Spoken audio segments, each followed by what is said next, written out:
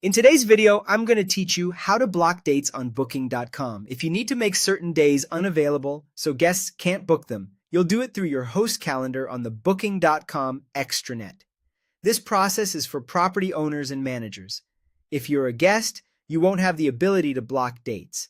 I'll walk you through the exact clicks on a computer and share a few tips to make sure everything updates correctly. Start by signing in to the booking.com extranet as a host.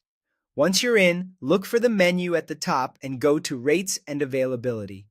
From there, open the calendar. If you manage more than one property or multiple room types, make sure you've selected the correct property and the specific room or unit you want to adjust. It helps to double-check you're viewing the right month and year before you make changes, especially if you're planning ahead. Next, click on the dates you want to block. You can select a single day or click the start date and then the end date to cover a range. On the calendar, you'll see options to change availability. To block the days so no one can book, set those dates to closed or not available, or set the number of rooms available to 0. Both options prevent new reservations from coming in. Closing a date essentially stops sales for that date, while setting availability to 0 removes inventory. The end result is the same for guests. After you've made the change, click Save.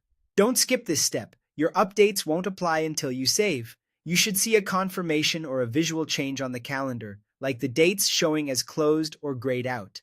Those dates will now be unavailable for booking. Keep in mind, updates may take a few minutes to appear on the public listing, so a short delay is normal. If you also list your property on other platforms like Airbnb or use a channel manager, always double-check that your calendars are syncing correctly. A mismatch in sync settings can reopen dates or create conflicts, so it's a good idea to verify the change across platforms after a few minutes. Also, consider time zones if your property is in a different region than your account settings, and make sure you're closing the intended nights. That's it.